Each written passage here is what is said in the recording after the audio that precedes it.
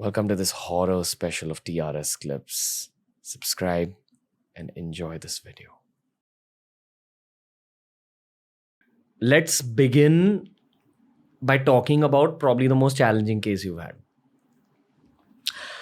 You're talking about exorcism or paranormal? We can do two questions. You can tell me both. See, there's in my exorcisms, there's one particular case that nobody knows about, that I haven't spoken about for a very good reason, because it also involved my friend and in a very awkward position. So I don't really speak about this. But then this was the most challenging case I've ever had till date. Otherwise, all the others were okay. I mean, I wouldn't put one over the other, but this one was the most challenging one.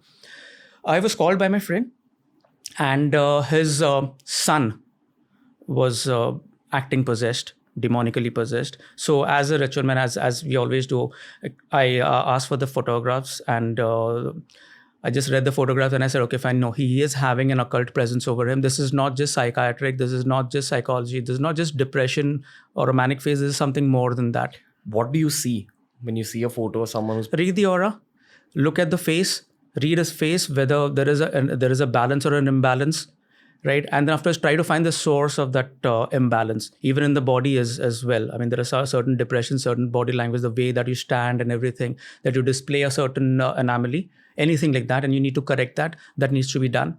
So that is exactly what I read in a photograph. So over here, I saw that there is some foreign entity that is afflicting this person, and this needs to go. And then again, I mean, I have to be very careful, because I come as an uncle to that person. So I cannot really be a therapist being a known person. So I have to distance myself, and then after speak with him and whatever. So I met this person 2 or 3 times, and I spoke with him exactly what's going wrong. Why do you act like this or whatever like that? You met the boy? Yeah, I met the boy. With the demon on the boy? Yeah. Okay. Yeah. Go on. Yeah. And then afterwards, I was asking him questions in a very calm manner. When he is in his calm state, like what exactly happens at that point of time? What exactly are you going through life? And everything. I got to know everything about it. Like, is he depressed? Is he being oppressed? Is he being bullied at school? Like, these are common reasons why, I mean, the person might act out, right? It might be psychiatric for all we know. But then after I found out, no, there is something more than this. Right, he is suddenly getting into a trance or something, like a situation where he doesn't remember what happens at that point of time. And I said, okay, fine, you know what, this needs to be resolved. This needs to be addressed. So it just took me 2 or 3 meetings to know that. Now, in the same time, what happened is, after say about a week, I got another call from a very strange person, stranger completely. And usually I don't take 2 cases at a time. But then after that, because he was pestering enough, I said, okay, fine, let me just speak to this person. And even he had the same thing. His son was having an issue. So I said, okay, fine, both like of the same age, both the same, probably like 13 or 14-year-old children. So I said, okay, fine, let me also take care of this person. So I called the photographs, and I read the photograph, and I said, okay, fine, over here also there's the same case that cannot wait. So I decided to meet that person as well. Now, a friend can wait for some time, because there's not much that is there. So the moment I met those people, I visited, he was in his manic stage. He was like banging his head around. He was like trying to stab himself with all different kinds of things, like a bottle, a broken bottle, a knife, right? And everything. He was flinging up tables up and down and everything. And this was happening there. And while this was happening, I mean, the second time that I met this person, I got a call from my friend as well. And the first time I didn't pick it up. I was like, no, I was in this. I need to be 100% over here. But what happened was, my friend was frantically calling me every now and then on a repeated basis. So I just decided, okay, fine, let me just take a break from here and receive this call. And he said, you know what? My son is having the same manic phase right now. So you want to take a look at it? And I said, okay, fine, show me. So we made a video call. So on video call, I can see both these children behaving the same way. As in the body was moving in the same manner. Yeah. When this guy is banging his head, this person is trying to hold on to somebody else's hair. When this person is trying to stab himself, that person is trying to take something and stab someone else. So it is like a reciprocal thing that is happening. And it was such a difficult thing to do, because you're dealing with one person over here, and then after there's another person also doing the same thing, right? And this I realized after some time. It wasn't very immediate. Like I just see and I get to know, okay, fine, I know it all. No. It took some time that, this is a pattern. And then after that, I saw, when I asked them exactly about the history, when this happened, I found that my friend's son, as well as this boy, were having the manic phases in a rhythmic fashion, at the same time synchronically connected. So I took a recess. I told Kifan, give me a few days. I need to go back and try to find exactly what is the pattern. Because this is very unusual. You don't find two possessed people behaving the same way in the same time. So I took, say, about 2 or 3 days, meditated over it, and found there will be a common connection. So what I did was I invited the parents to meet me at a restaurant. We met at a hotel. And then after we started talking over what is exactly happening. But there was an awkwardness over the table, which I recognized very easily. So what I did, I just excused myself and I just walked to the washroom. But from my peripheral vision, I could see what is happening on the table. And I sensed a complete awkward silence over there. Usually when people would meet in this case, would be talking about it. But there was an awkward silence, which made me find or decipher that these people are connected somehow or the other. The twins were separated at birth. Sorry. Something more dirtier than that. Oh, okay.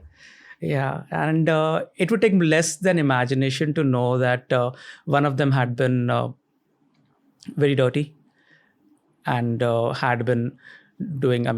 Because this man that called me, I never met him. Okay, it was always the wife, the lady who would interact with me, and this guy was in a different town. He was a tuition teacher. He was running his own classes, and he was in a different town. So this is the first time I met him, and I said, who is this guy? And he said, he is my husband, and he's come from another town. And as the case goes, he had an extramarital affair with my friend's wife, and that son was his son. So both the boys who are manically acting, demonically possessed, were actually brothers. Half brothers. Same father, different mothers. Exactly. The same father, different mothers. Now, it was a baffling case. It was a complete conundrum. How do I actually treat it? Do I treat these people for they are demonically possessed and they are acting manically? Or do I go to the common connection over here, and what do I do? Right. For example, I'll tell you one thing. When we, if at all, you go for a psychiatric or a psychological retreat somewhere, or you go for a counseling session somewhere, right? And you're cured of your depression or whatever like that. You go to a retreat anywhere. Right, you're completely calmed down. But the moment you come back home, and if you're getting into the same old shit, then you will be again depressed. So it's not only about curing that person or counseling that person. It's also about the environment that needs to be addressed. So that goes in exorcism as well. So I was in a conundrum right now. Where do I actually target this, right? And then afterwards, I talked to the father and I said, what is going on, what is happening, and all those things. And like neuro-linguistic programming works, I found out that he was still into all these things. He was still into a lot of pedophilia. And whenever he used to indulge in that, I don't know exactly how, by the conspiracy of the universe, that these people used to get into manic phase. So this is something that we needed to address. But being in this situation, you just cannot go and tell him, what, you stop this. You cannot really do that. You cannot even tell his wife, because he'll cause an imbalance in the family. You don't want to do that. So how do I actually solve this? Now, this was like a paradox to me. I don't know exactly how to solve this. So it took me some time to counsel him out of it. I don't know whether I was successful or not, but it all stopped when he committed suicide. The same father? The father. When he committed suicide, both the boys stopped acting possessed. Okay. And I don't know whom to credit for this. Was it me as an exorcist? Was it the universe which conspired? Was it the father who put an end to all these things? Or probably the demon himself who just annihilated himself in that father rather than working on these people? What would you say? Damn. This is the most challenging case which I've never said anywhere on any platform. Why? Because obviously, there are lives involved in that, and people who know us closely will know exactly whom we're speaking about. But someday or the other, this had to be. So I'm still thinking over it. What exactly, when we talk about demons, when we talk about possessions, when we talk about all the manic phases and everything, this was very unusual to happen completely. What happened to those two boys after this? They're all fine right now. I've not heard from them for years. They're all good. Whenever we talk, it's all good. Okay. Usually when you depossess a person, when you exorcise a person, what do they relay to you about the entity that was on them? Do they say that they could see it, they could feel it inside them, they could hear voices? What is their interaction with the entity? They don't know. Mostly they don't know. In my exorcisms, I mean, it's not as romanticized as it's shown in the movies and all those things, like all the drama that happens. It's never like that. They do tell me exactly what they go through. Like they feel like killing themselves. They feel like the inners are being eaten up completely. Insides are being eaten up. They feel like completely a headache or a migraine, or they feel completely, say about on a killing spree or something like that, or completely violent. They just want to bang their heads or something, or harm themselves, or probably even commit a suicide, just jump off a building or something like that. They say that, but they're not able to identify the demon. That is my work. I have to know whether this is a demon of suicide, or whether it's a demon of depression, or whether it's a demon, probably, wanting to kill someone else, or probably a demon from his past life who is afflicting him right now again, or from somewhere in the ancestry, or is it a result of any dark magic that's done upon this person? So I need to know exactly what. Once I identify the demon, then it's only then that I can counsel him, and I can emancipate his own spirit and soul to let him get out. Okay. I feel like all these cases that you're speaking of involve slightly more powerful entities. Are there weaker entities that actually latch on to a lot of people in the city and they don't even know that something has latched on to Of course. Of course, there's a common misconception that demons, a demonic possession is always localized with a certain person.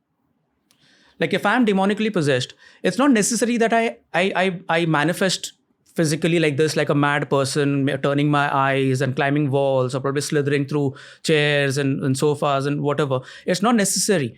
A demon might possess you, and you might experience a lot of misfortune in your life. You might experience a lot of accidents. Whatever you venture in will not bear fruit. There can be a lot of fights or quarrels in the family as well, a lot of discord in the family as well.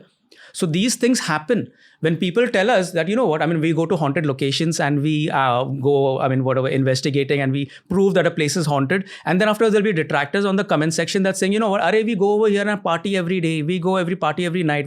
I've stayed over here all night and I've never felt anything like this. It's okay. It's okay, because you might go to a certain haunted place, or you might go to a very filthy place, and you might not see the bacteria or the virus over there. It's only when you, a trained person with all the entire hazmat mask or whatever the gown that they have, go and take samples on a cotton swab and rub it on a right, see through a microscope, will they get to know whether there is a virus or a bacteria over there? So you might not feel that there is anything, but there is. It is haunted. So in the same way, even demons also are everywhere. But the problem is people don't see them and they don't acknowledge them. If you enjoyed the video, make sure you subscribe to TRS Clips and check out this horror playlist for even more videos.